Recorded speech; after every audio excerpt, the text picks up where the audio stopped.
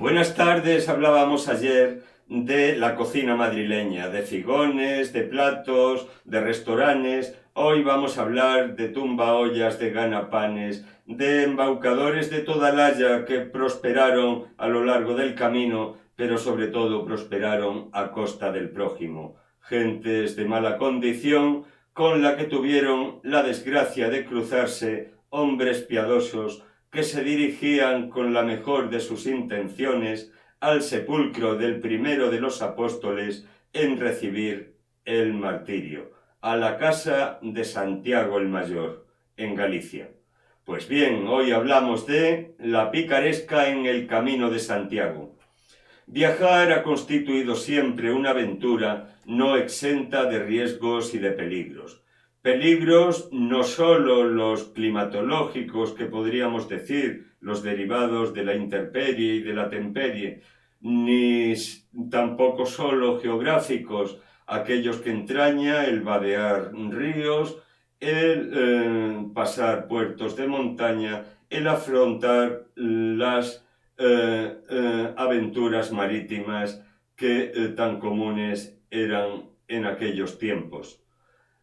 Hablamos también de peligros derivados de la condición humana, de gentes de mala condición, hermanos sí, hijos de Dios, pero de estirpe cainita, todos aquellos que prosperaron a lo largo del camino, hemos dicho, pero prosperaron a cargo de sus hermanos. En el caso de las rutas de peregrinación medievales, hemos de decir que mientras los peligros naturales iban decreciendo, porque se iban consolidando estas rutas, se les iba dotando de una infraestructura propia, se iban incrementando los peligros humanos, la peligrosidad de gente sin escrúpulos, de gente que no daban valor a lo ajeno, de gente que no valoraba ni siquiera la vida regalada por Dios, por el Padre. Pues bien, en lo que se refiere al peregrino jacobeo, contamos para abordar este tema de la picaresca en el camino con las crónicas numerosas de viajeros, las guías de peregrinos, como puede ser el Códice Calistino, la primera guía de Europa que copiló Aymeric Picot, el francés, un clérigo muy aventurero también. Y contamos también con el sermón Veneranda Dies, que es el látigo de los taberneros y posaderos.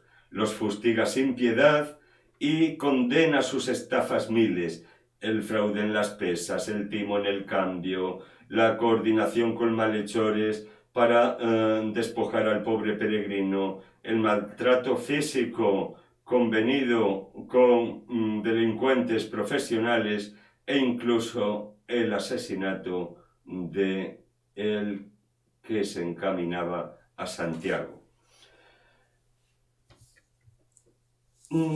Podemos hablar de dos tipos de picaresca. La picaresca más común, infinitamente superior, que es la picaresca profana. Y hay que hablar también, porque a ver, la hubo, la picaresca religiosa. Ni los pícaros profanos nos representan a nosotros, ni los pícaros religiosos representan a los clérigos de nuestra iglesia.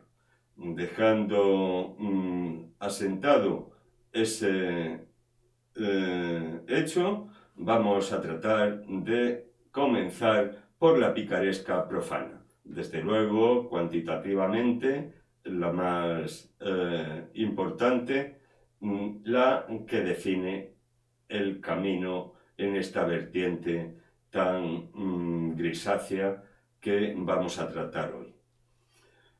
Normalmente tratamos de la picaresca en la que el peregrino es sujeto, pero como un sujeto pasivo, pero vamos a tratar también, dentro de la picaresca profana, una vertiente en la que es el propio peregrino, entre comillas, el sujeto activo.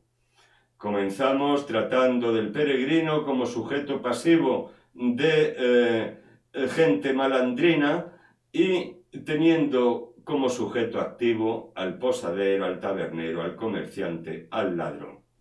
Pues bien, los comerciantes. Los comerciantes eran gente muy mal considerada porque se daba por supuesto el engaño en ellos. Engaños en pesos, en medidas y en calidades. En el camino francés te dan gato por res, dice uno de los adagios clásicos ya referidos a ellos.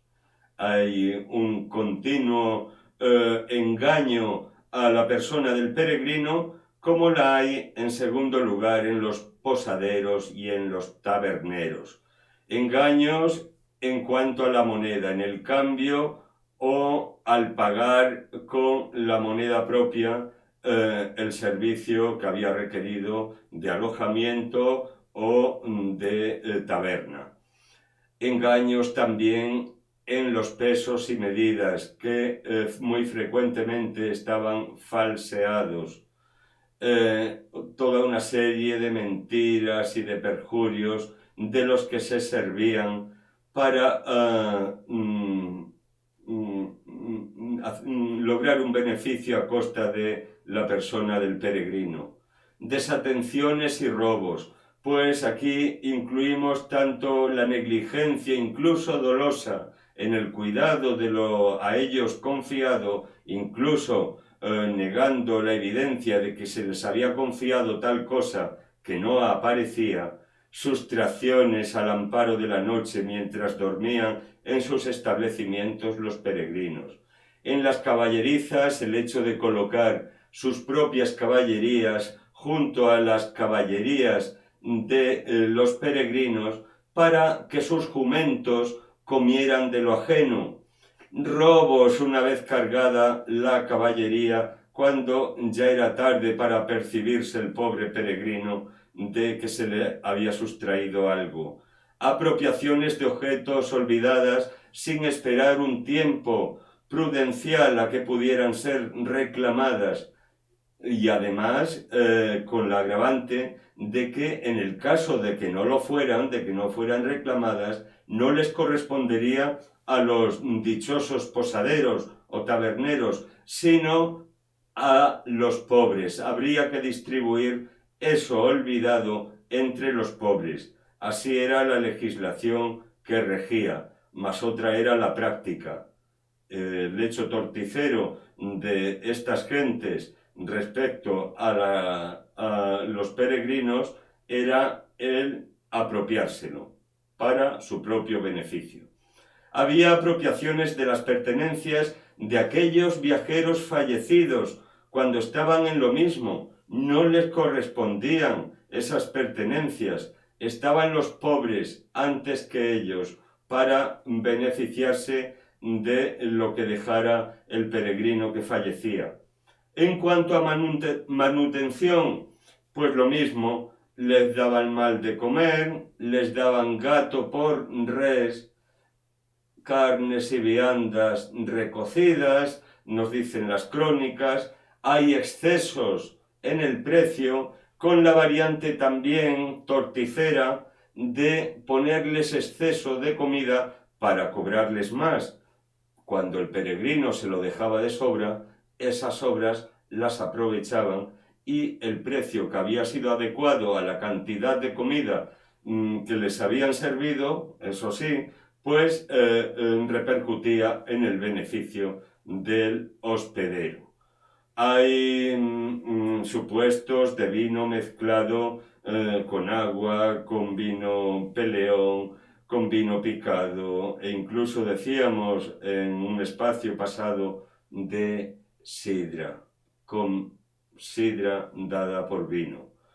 Los posaderos también es un hecho del que se hacen eco numerosos itinerarios y crónicas de peregrinos medievales y peregrinos de la Edad Moderna, disponían de meretrices y rufianes en sus establecimientos, cuyo cometido no era otro que desvalijar al peregrino. Estaban educadas para ello, eran la única educación que tenían. Y después estaba también la asociación de malhechores de estos hospederos con gente de delincuencia profesional, gente que no tenía por mucho la vida del peregrino y a la menor resistencia acababa con su vida.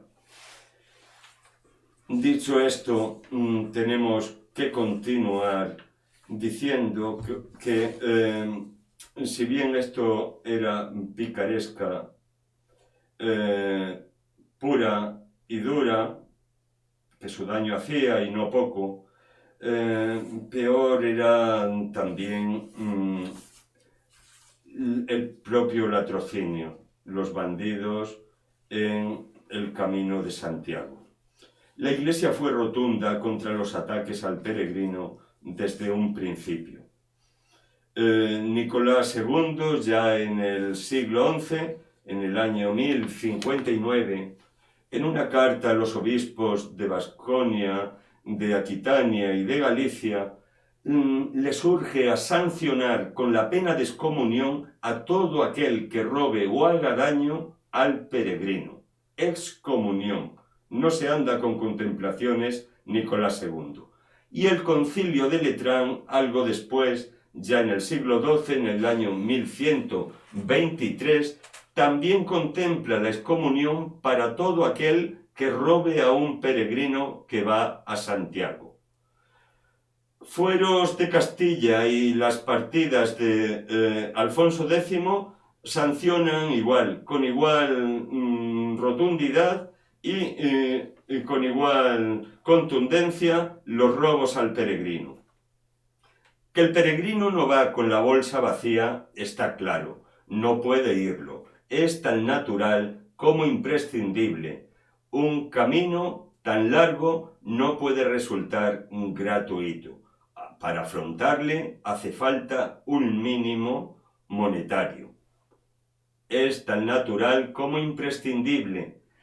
Incluso el peregrino debe de llevar dinero porque es propio hacer limosnas no solo al apóstol, las limosnas de las que se encargaba la figura del arqueiro, allí delante del altar mayor en la Catedral de Santiago, sino en otros santuarios también del camino. El peregrino tenía tanto la intención propia de hacer limosnas, en muchos casos era una peregrinación penitencial, no lo olvidemos, como los encargos ya sea de instituciones, de pueblos, de ciudades, a los que representaba en esa peregrinación, como de personas físicas, e incluso limosnas procedentes de mandas testamentarias que se hacían y cuyo fin final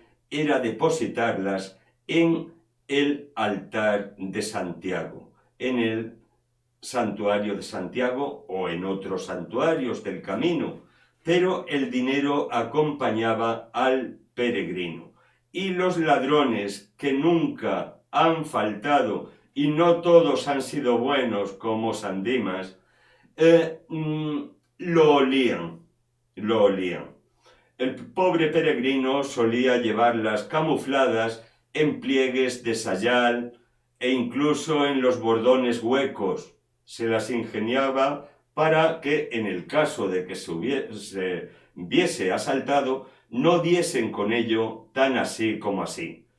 En los pliegues de sayal, en algunos cementerios jacobeos, como en el de Castrojeriz, se han encontrado monedas de oro de Eduardo III de Inglaterra y de Juan II de Francia que los peregrinos llevaban escondidas en su propio indumentario. Hay que ver en esto su lado bonito, su lado positivo, y hay que alabar el gesto que tuvieron los enterradores de no extraerlas.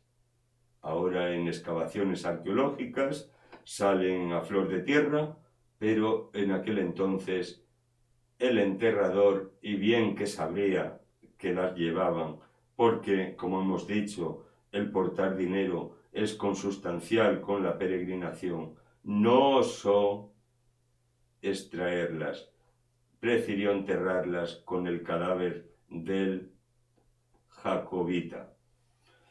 La frecuencia de robos y asaltos aconsejó a las distintas parroquias, sobre todo estoy refiriéndome a las parroquias del sur de Francia e incluso de Centro Europa, que los peregrinos se agrupasen para hacer el camino juntos, para viajar seguros.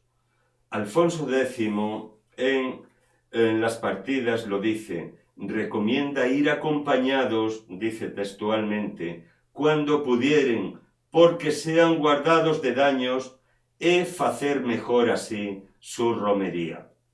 Para la evitación de asaltos, se fundaron desde el siglo XI también hospitales en lugares abruptos en los que alguno que ya volvía del camino había padecido el asalto.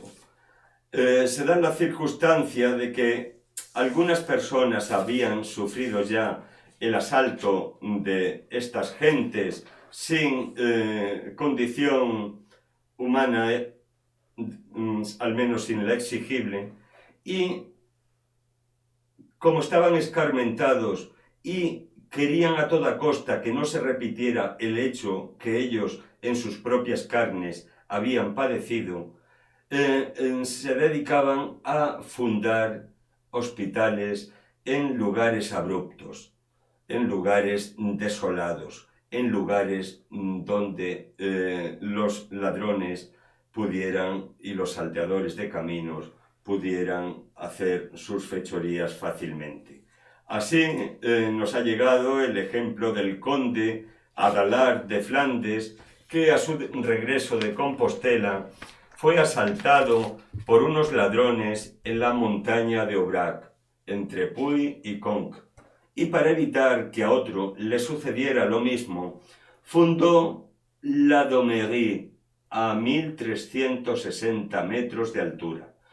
Lo que fuera un lugar de horror y de vasta soledad, terrible, silvestre, tenebroso e inhabitable, decía una bula a este respecto, pasará a ser en adelante el gran hospital de Aubrac, un hospital que, como el de Roncesvalles, el de Somport, el de San Juan de Ortega y el de Fonzobadón, harán sonar la campana de noche, la campana orientadora de los peregrinos extraviados. Es una hermosura el imaginarnos la escena, cómo se socorre al peregrino, cómo Dios guarda al peregrino a través de gente buena. Los abruptos montes de Oca era una famosa guarida de bandidos que estaban especializados en robar a los peregrinos.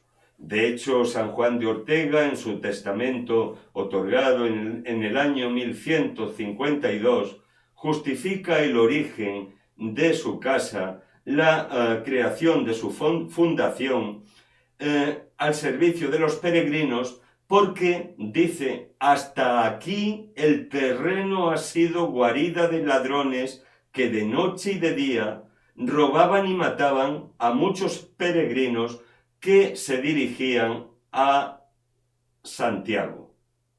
La legislación en las partidas contemplaba desde la multa a la muerte como sanción, estableciendo una serie de grados según las circunstancias, pero había un agravamiento particular si se eran ladrones conocidos de caminos. que tuviesen ya esa fama de ladrones de peregrinos. Entonces, la sanción era la mayor que se contemplaba. Esas penas fueron superadas incluso en el siglo XVII con la pragmática de Felipe IV de 1663, que se vio obligado a retomar disposiciones ya superadas del derecho medieval, como tomarse cada cual la justicia por su mano y además dar derecho a reclamar el premio de su ahorcamiento, de su descuartizamiento, de la exhibición pública de los restos del bandido detenido para escarmiento. Los propios familiares de la víctima o gentes que tuviesen una especial relación con él tenían ocasión de hacer justicia como se entendía en la Edad Media, pero ya en plena Edad Moderna. Tal era el panorama al que se había llegado en el Camino de Santiago. Mala fama tenían como ladrones especialmente los ingleses. Eran ladrones declarados del Camino de Santiago, asaltadores de peregrinos, y estaban especializados además estos ingleses en el despojar a los peregrinos, adormeciéndolos, drogándoles, les adormecían para sustraerles todo lo que llevaban encima. Hay en el libro de Santi Jacobi o Códice Calistino, que hemos dicho que fue la primera guía turística conocida en Europa,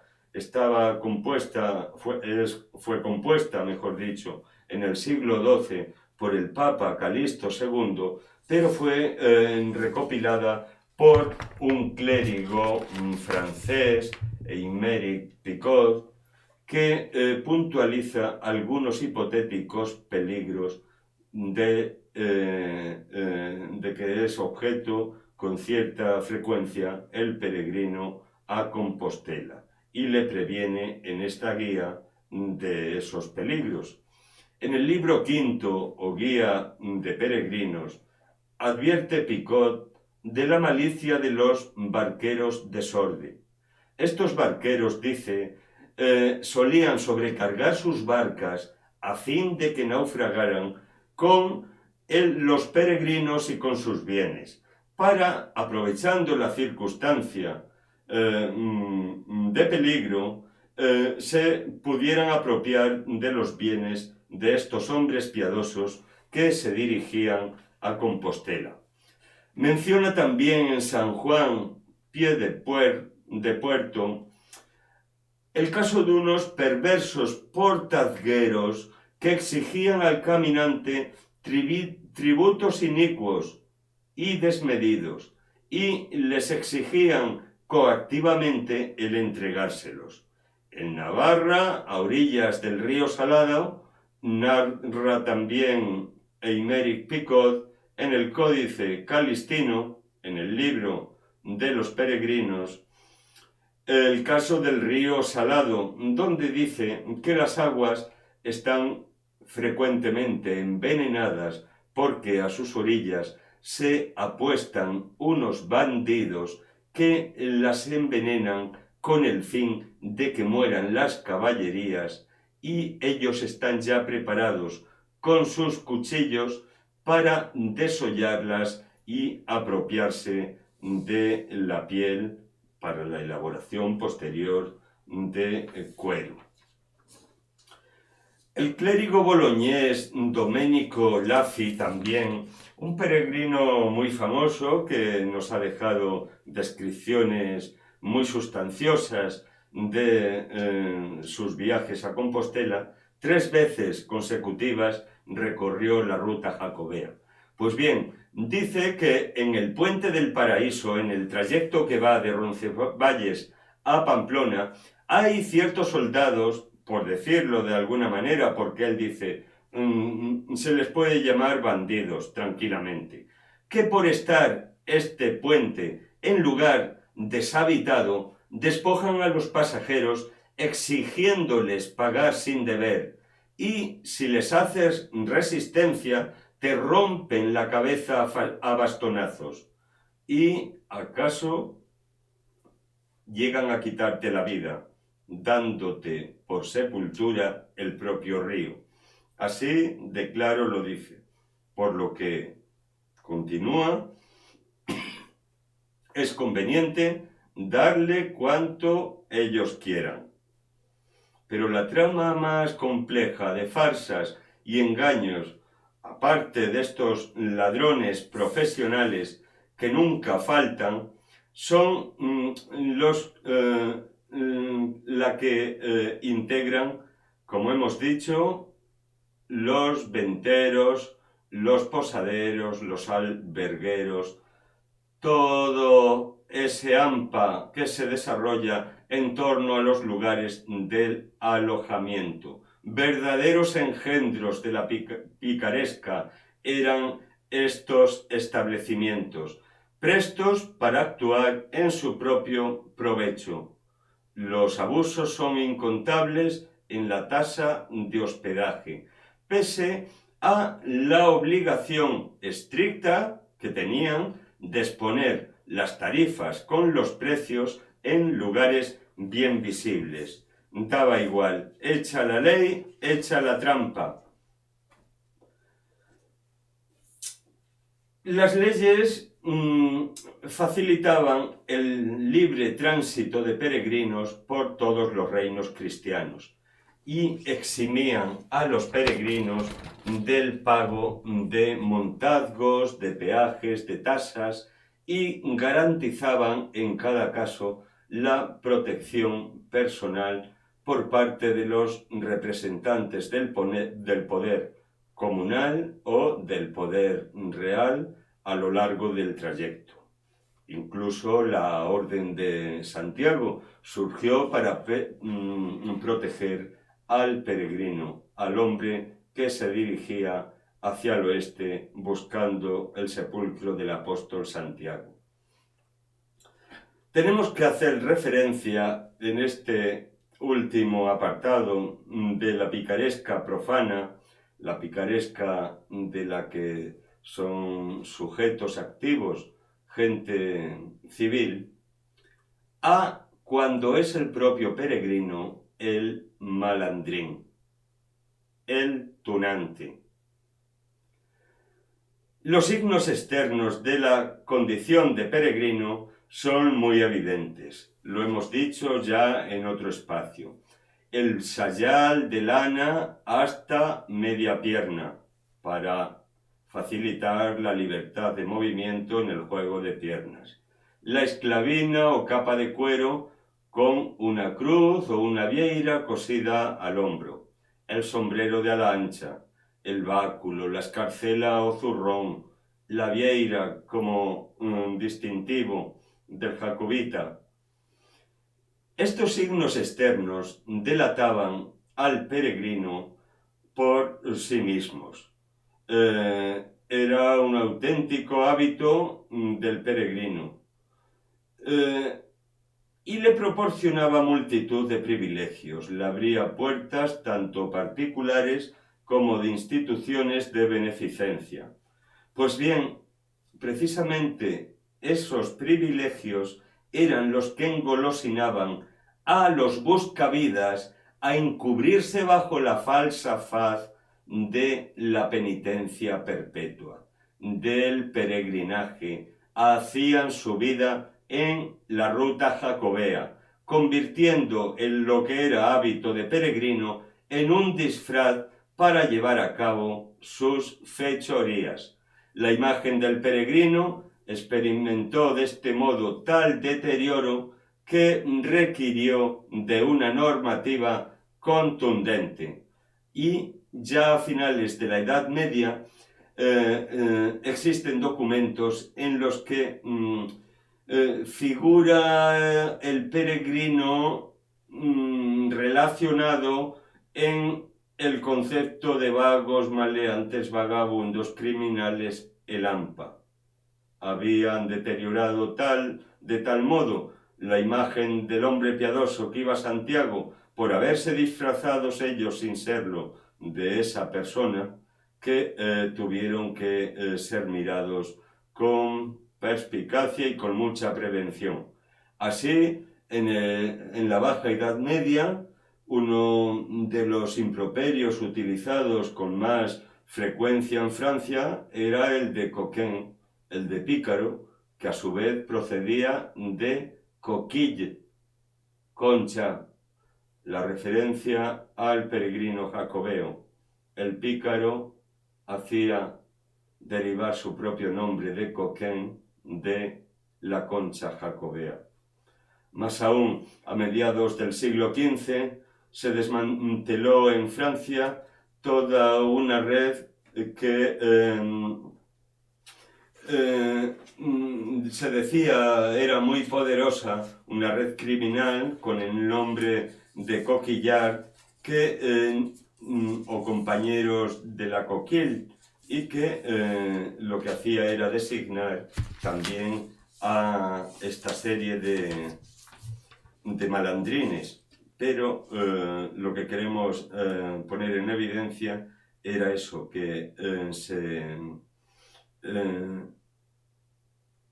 habían disfrazado tanto tiempo de peregrinos con objeto de llamar menos la atención, incluso integrándose en los grupos de peregrinación para ganar la confianza del hombre de ley y resultar ser víctima de ellos.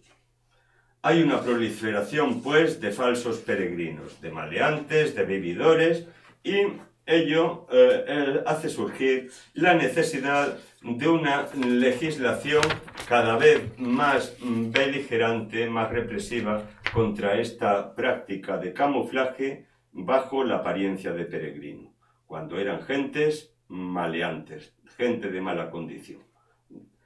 Hay una práctica de Felipe II de 1590 prohibiendo el uso del hábito oficial de peregrino. A tal extremo se llegó en el siglo XVI.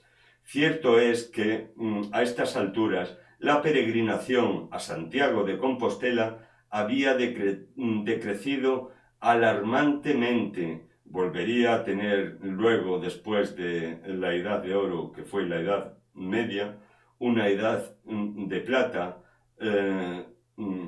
sino de oro también, digámoslo, de plata, una edad de plata ya en pleno barroco, entre los siglos XVII, XVIII y por supuesto la actual. Pero durante la Edad Moderna la peregrinación a Compostela decreció alarmantemente y tomó su relevo la peregrinación al santuario extremeño de Guadalupe. Por mi calle pasaba el Camino Real y sigue pasando. ¿Por qué? Pues porque la dinastía de los Trastámara y los propios reyes católicos e incluso los Austrias habían variado el eje devocional de España. Eran reyes que habían potenciado la orden jerónima. Los jerónimos eran los hospederos reales, frecuentemente en los monasterios jerónimos era donde se hospedaban los Austrias, los Trastámaras, el de Lupiana, el de Guadalupe, por supuesto, al que llamaba Mi Paraíso Isabel II, y se hizo construir allí un palacio que dicen fue maravilla, obra de Juan Guas, y por supuesto los franceses de Napoleón le destruyeron hasta el punto de que solo nos queda un grabado del que podemos deducir cómo fue en el pasado. Un palacio anejo al propio monasterio. En Guadalupe, cuando la corte era itinerante, ella pasaba allí largas temporadas, uno de los sitios que más frecuentó y al que ella llamaba Mi Paraíso. los Austrias igual, los Jerónimos del Escorial, los Jerónimos de Guadalupe. Era una dinastía que encumbró a la orden jerónima y había trasladado el eje devocional de Santiago a Extremadura. Guadalupe fue durante este periodo de la Edad Media el máximo foco de peregrinación, cuando lo había sido Santiago hasta entonces. Sí que es verdad que la desaparición de los restos del apóstol hasta su segunda invención o localización, pues había tenido este efecto o había ayudado a la peregrinación a bien morir. Bueno, pues dicho esto, hemos de decir que se vio obligado Felipe II a disponer la prohibición del hábito de peregrino. Solo los peregrinos extranjeros podrían emplearlo y llevando salvoconductos y misivas acreditativas de sus prelados de origen. Si no, no podían ir de esa guisa, porque para llamar a la caridad e incluso para ganarse la confianza de gente buena, se hacían pasar por peregrinos en quienes la bondad se suponía.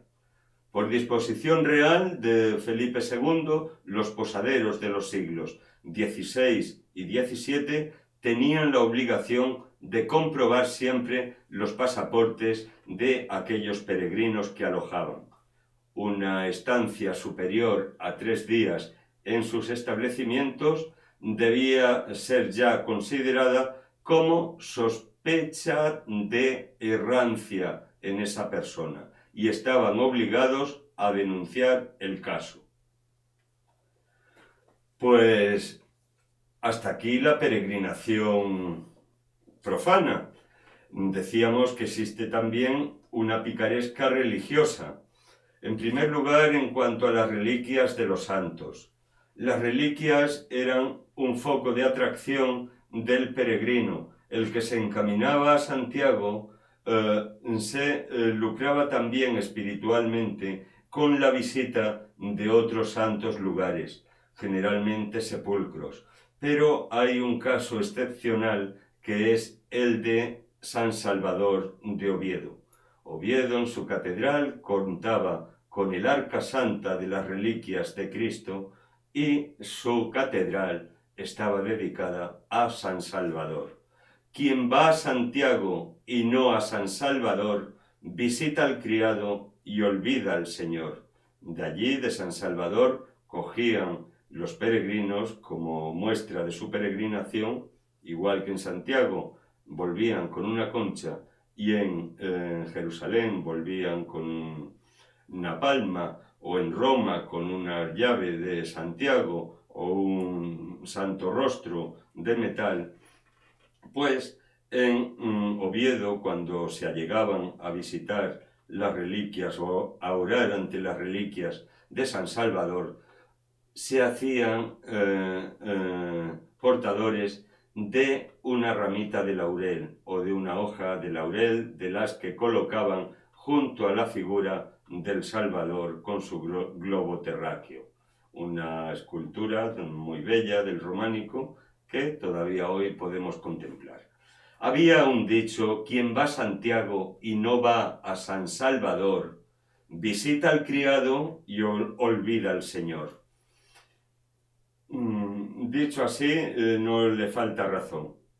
El Arca Santa contenía reliquias de una calidad extraordinaria, sobre todo el pañolón de Oviedo, el sudario de Cristo, hay que decirlo así, porque hasta los propios amantes de la Santa Sábana de Turín lo admiten, que su relación con ella es intrínseca, y solo con esta reliquia había razón suficiente para distraer el camino real y por momentos o por unas jornadas alcanzar la capital asturiana y visitar esa reliquia. Pues bien, esta peregrinación a Oviedo, por por Oviedo pasaba precisamente el primer camino, el primitivo, a Compostela. Lo que pasa que por razones de seguridad se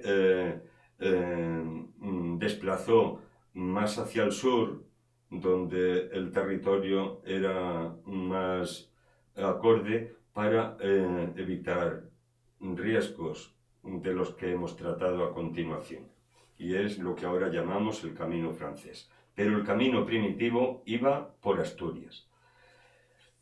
Había una fiebre, decíamos, por parte de la Iglesia por acaparar reliquias que atrayeran los pies del peregrino, hasta tal punto de que se dio la circunstancia de que algunas veces se multiplicaba la misma reliquia.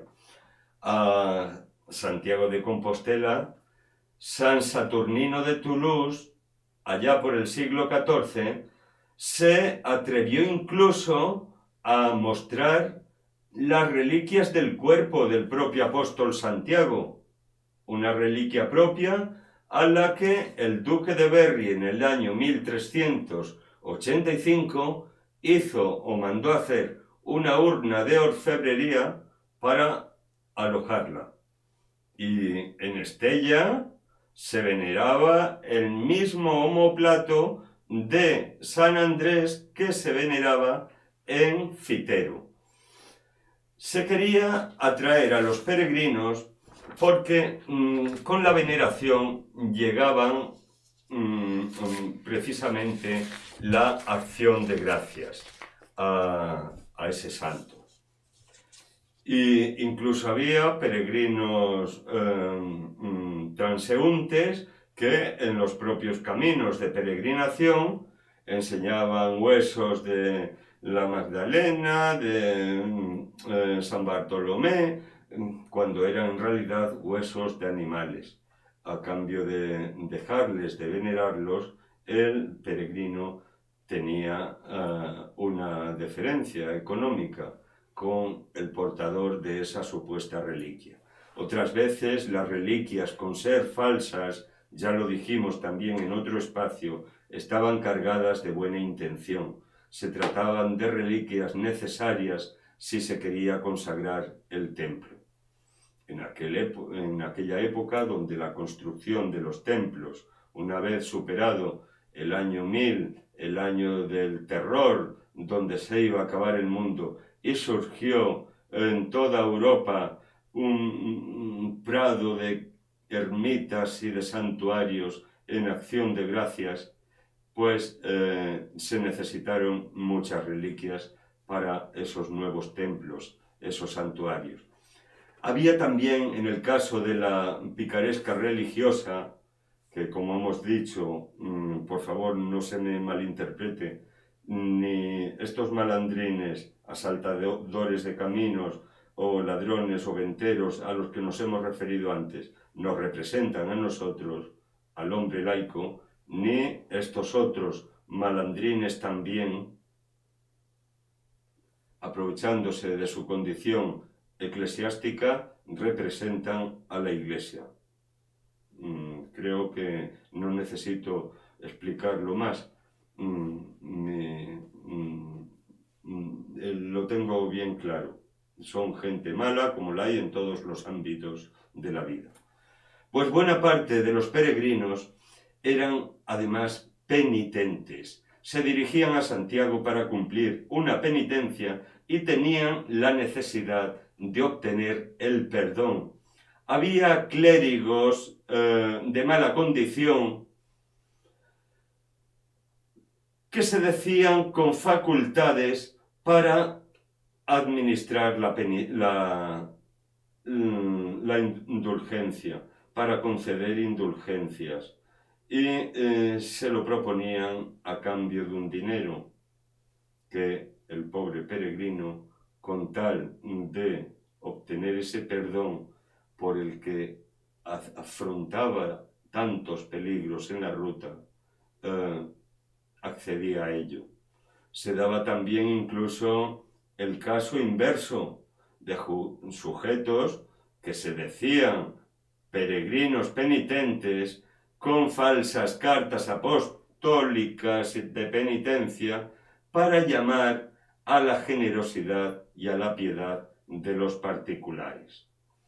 Y tenemos que tratar también de las sepulturas de cuerpos santos.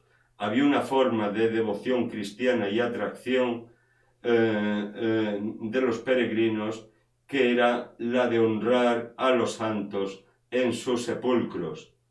Este era un fraude que era una extensión de aquel de venerar falsas reliquias en muchos casos.